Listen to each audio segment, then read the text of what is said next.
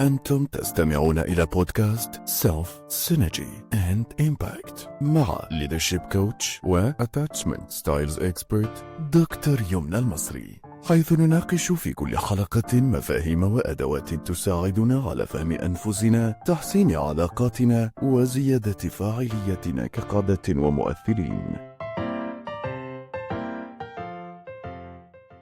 صباح الخير أو مساء الخير وأهلا بيكم في حلقة النهاردة آخر حلقة من ال3 حلقات اللي وعدتكم بيهم في حلقة رأس السنة، لما اقترحت عليكم إن انتوا تختاروا للسنة دي هدف عايزين تحققوه، وعادة عايزين تغيروها، وحاجة جديدة عايزين تعملوها. وفي الحلقة اللي بعدها اتكلمنا عن الأهداف، والحلقة اللي فاتت اتكلمنا عن العادات، وفي حلقة النهاردة إن شاء الله هنتكلم عن عمل حاجات جديدة والتأثير الكبير جدا لما بتعمل حاجة جديدة لأول مرة. بيسموها the power of firsts، وتأثير ده على حياتنا وعلى صحتنا النفسية، والثمن الخفي أو العواقب الخفية لأننا ما نكونش بنعمل حاجات جديدة في حياتنا. أغلب الناس لما نفكر في مراحل حياتنا المختلفة، من ضمن الاختلافات اللي بنلاقيها ما بين حياتنا وإحنا أطفال أو شباب صغيرين وما بين وإحنا كبار، إنه وإحنا صغيرين حياتنا كان فيها حماس وحيوية أكتر بكتير. حيوية في المشاعر والأفكار، مش بس في الجسم وفي الحركة. وإننا عندنا ذكريات أكتر للفترات الزمنية المماثلة. يعني مثلا لو قلتلك افتكر سنين المدرسة أو سنين ثانوي وسنين الجامعة سنة سنة، غالبا هتفتكر حاجات من أو حاجات عن كل سنة فيهم. لكن لو قلتلك افتكر لي ال10 سنين اللي فاتوا سنة سنة، يمكن تلاقي في سنين منها مش عارف تفتكر عنها أي حاجة محددة. وتالت حاجة إنه وإحنا صغيرين كنا بنحس إن الوقت أطول بكتير. أجازة الصيف دي كانت بالنسبة لنا يعني عمر. ما بنصدق آخر يوم في المدرسة يجي ونحس إن إحنا خلاص بقى خدنا إفراج، كأننا خدنا إفراج بقية حياتنا يعني. وقدامنا بقى الصيف كله هنلعب ونسافر ونتفسح ونسهر ونعمل ونسوي، وفين لما المدرسة تيجي تاني. لكن دلوقتي وإحنا كبار الوقت بيعدي كده. الويك أندز كأنها لازقة في بعض، الشهور بتطير، بنبقى في راس السنة وفجأة بنلاقي نفسنا في راس السنة اللي بعدها. الظواهر دي، الاختلاف ده أو التغيير ده ما بين وإحنا صغيرين وإحنا كبار، ممكن يكون له أسباب كتير، وأكيد في المستقبل هيكتشفوا له أسباب أكتر. بس حاليا أو مؤخرا النيوروساينس بيعرفنا إنه موضوع النهاردة وعمل حاجات جديدة أو حاجات لأول مرة له علاقة بكل الظواهر دي. واحنا صغيرين حياتنا مليانة حاجات جديدة، واحنا أطفال تقريبا كل حاجة في حياتنا أول مرة.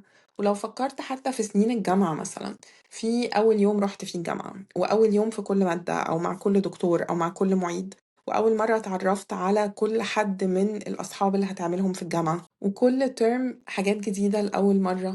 وإحنا أصغر شوية أول مرة نخرج من غير أهلنا، أول كونسرت نروحه في حياتنا، حاجات كتيرة جدا جديدة ومختلفة وأول مرة نعملها. دلوقتي انت امتى آخر مرة عملت حاجة جديدة أول مرة خالص تعملها؟ في خلال ال10 سنين اللي فاتوا كام حاجة عملتها كانت جديدة أو أول مرة تعملها؟ ومش قصدي مطعم جديد أو كافيه جديد أو شنطة جديدة أو وصفة أكل جديدة، ولو إن دي في حد ذاتها حاجات كويسة ومهمة، بس مش ده بالظبط اللي أنا أقصده. أنا قصدي حاجة أكبر من كده شوية، حاجة علمت في مخك أو في ذاكرتك كتجربة جديدة. طيب ليه ده مهم؟ إيه بالظبط تأثير عمل الحاجات الجديدة علينا؟ أسباب كتير كلها مهمة، بس خلينا نبتدي بالحاجات اللي ليها علاقة بالثلاث اختلافات اللي قلنا عليها ما بيننا دلوقتي وما بين واحنا صغيرين، واللي أكيد نتمنى إن احنا نرجع فيها زي ما كنا واحنا صغيرين.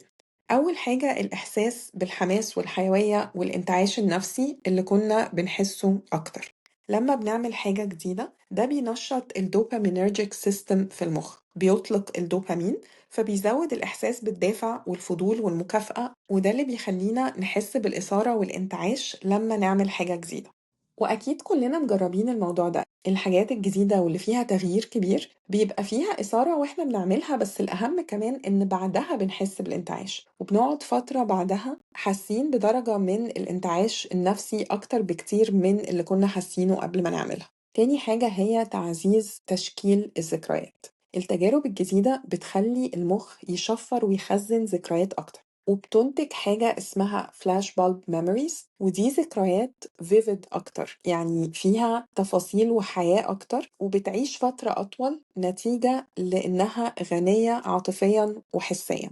علشان كده عندك ذكريات أكتر بكتير من الفترات في حياتك اللي كان فيها تجارب جديدة وأحداث كتير زي وانت صغير. وعلشان كده الناس حتى وهم في سن كبير بتلاقيهم يمكن مش فاكرين حاجات كتير من آخر 20 30 40 سنة، بس بتلاقيهم فاكرين حاجات كتيرة جدا لسه من طفولتهم أو من مراحل الشباب بتاعتهم. تالت حاجة إنه التجارب الجديدة، الحاجات اللي بنبقى بنعملها لأول مرة، بتبطئ إدراكنا للزمن، ال perception of time بتاعنا. التجارب الجديدة مخنا بيشفرها ويخزنها بغنى أكتر بكتير في التفاصيل، وده اللي بيخلي الوقت يبان أطول. وإحنا أطفال لما كانت حاجات كتيرة قوي في حياتنا تجارب جديدة كانت كلها بتتشفر في دماغنا بتفاصيل أكتر وأغنى بكتير، فكنا بنحس إنه الوقت أطول. حتى دلوقتي لما تروح مثلا أجازة أو سفرية فيها أحداث كتير وبرنامج مليان حاجات كتير تتشاف وتتعمل، ممكن تحس إن الوقت بتاعها عدى بسرعة لأن أنت مشغول من حاجة لحاجة وأنت فيها. بس بعد كده لما ترجع تفتكرها بتحس إنها فترة طويلة علشان فيها ذكريات كتير، حتى مثلا لو هي أسبوعين مقارنة بأي أسبوعين تحاول تفتكرهم من حياتك الروتينية العادية. رابع حاجة إنه التجارب الجديدة بتقاطع حالة الأوتو بايلوت اللي إحنا بنبقى عايشين فيها في أوقات كتير. عارفين في أوقات كتير بنبقى عايشين بنعمل كل حاجة بشكل آلي عشان متعودين عليها من غير ما نبقى حاضرين اللي إحنا بنعمله. فالتجارب الجديدة بتخرجنا من الحالة دي وبتخلينا في حالة حضور وتفاعل مع اللحظة اللي إحنا فيها ومع الحاجات اللي حوالينا، وده بيساعدنا إننا نبقى في حالة mindfulness أكتر، بيسموها أوقات بالعربي اليقظة العاطفية، وبيخلينا نحس بحياتنا. الحالة بتاعت الأوتو بايلوت دي من الحاجات اللي بتخلينا نبقى مش حاسين بحياتنا ونحس إنه الوقت بيجري وأنا مش حاسس، الحياة بتجري وأنا مش حاسس أو أنا مش عايشها، أو العمر بيجري وخلاص. فالتجارب الجديدة بتكسر الحالة دي وبتخرجنا من الأحاسيس دي وبتخلينا عايشين اللحظة وفي حالة حضور وفي حالة تفاعل حقيقي مع حياتنا. خامس حاجة، التجارب الجديدة بتعمل stimulation للكرياتيفيتي، بتعمل تنشيط للإبداع، بتعرضك لأنماط جديدة، أفكار جديدة، بيئات جديدة، وده بيؤدي لتفكير متنوع، أفكار مختلفة.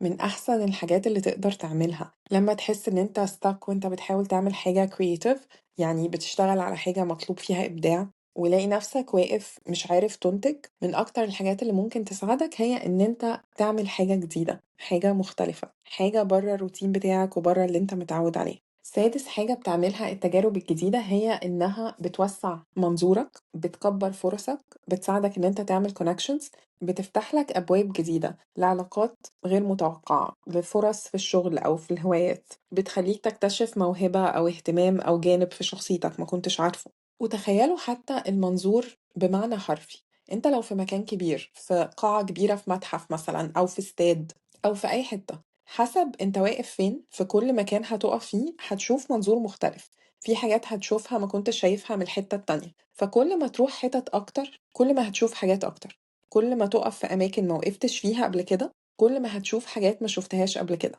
فما بالك بقى لما تروح متحف تاني خالص ومتحف تالت ورابع، مواقف تانية، ناس تانية، بلاد تانية، منظورك بيكبر، دنيتك بتكبر، أفكارك بتتغير، بيحصل حاجة بنسميها أوقات possibility drops، إنه احتمالات عمرها ما كانت في بالك أصلا بتبتدي تبقى احتمالات موجودة في بالك، بتبتدي تظهر في أفكارك، بتبتدي تظهر في الأفق بتاعك. ده عمره ما بيحصل لما بتفضل واقف مكانك أو بتلف في نفس الدايرة، بتعمل نفس الحاجات الروتينية هي يوم ورا يوم، شهر ورا شهر، سنة ورا سنة. وسابع حاجة هي التغيير في صورتك الذاتية.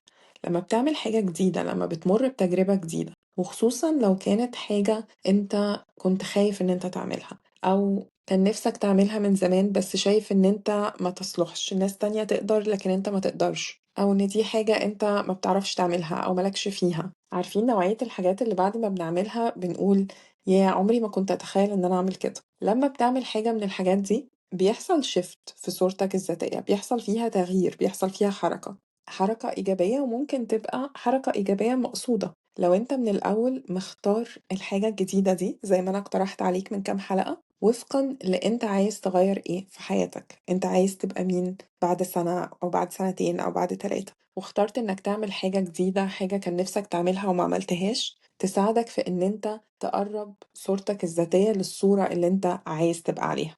وباي ذا واي، في حاجة زي كده ما بيبقاش التغيير ان انت مرة واحدة كده من ابيض لاسود او من اسود لابيض او بتختلف 180 درجة، لكن بيبقى كأنك عملت كراك، كأنك فتحت الباب شوية وخليت في مدخل تقدر تدخل منه وتفتح اكتر واكتر. بقى في حاجة ممكن تقول لنفسك فيها لا مش دايما ببقى كذا، اوقات ببقى كذا، طب ما انا عملت دي اهو. لا ساعات ببقى قلبي جامد، بعرف ان انا ابقى خايف واعمل الحاجة رغم اني خايف منها. انا اقوى او اجمد او اشطر او اي حاجة انت عايز تحطها هنا مما انا كنت فاكر، واقدر استدعي الجانب ده من نفسي ومن شخصيتي تاني وتالت ورابع، وافضل اقويه لغاية لما ياخد الحجم اللي انا عايزه ياخده في صورتي الذاتية.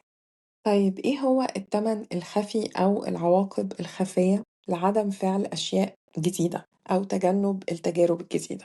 اولا، احساس ان السنين بتجري ومش بنحس بيها، واللي بيجي بسبب الملل والروتين وتكرار الحاجات اللي بيخلي مخنا يدمج الذكريات في بعض. فزي ما قلتلكوا في الأول، ما نبقاش فاكرين تفاصيل أو حاجات محددة من فترات طويلة في حياتنا.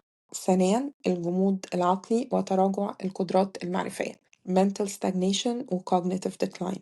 كل ما التجارب الجديدة قلت، كل ما قل نشاط الدماغ وحصل جمود فكري، وقلت النيوروبلاستيسيتي المرونة العصبية أو قدرة الدماغ على التكيف والنمو. لكن لما أكون بعمل في أوقات كتير حاجات جديدة أو بمر بتجارب جديدة، بتعود إن أنا أتعامل مع مواقف جديدة وحاجات يمكن معرفهاش، وإن أنا أشغل مخي وبسرعة أدخل في وضع حل المشكلات الغير متوقعة. وديفيد إيجلمان أستاذ النيوروساينس في جامعة ستانفورد بيقول إنه الانخراط في أنشطة متنوعة وغير مألوفة ممكن يكون وسيلة وقائية ضد مرض الزهايمر. الأنشطة اللي بتتطلب التعلم أو حل المشكلات زي تعلم هواية جديدة أو تعلم لغة جديدة، السفر لأماكن جديدة، بتحافظ على نشاط المخ وقدرته على التكيف. والناس اللي بتفضل ملتزمة بنفس الروتين ونفس الهوايات طول الوقت ما بتغيرهاش، أكتر ناس بتجد صعوبة لما بتكبر في السن إن هي تتعلم تتعامل مع تكنولوجيز جديدة أو تحل مشاكل مش متوقعة، على عكس الناس اللي متعودين إن هم يعملوا حاجات مختلفة ويخوضوا تجارب جديدة. وده مرتبط بالحاجة التالتة والرابعة، وهما تراجع الثقة بالنفس وانخفاض الإبداع.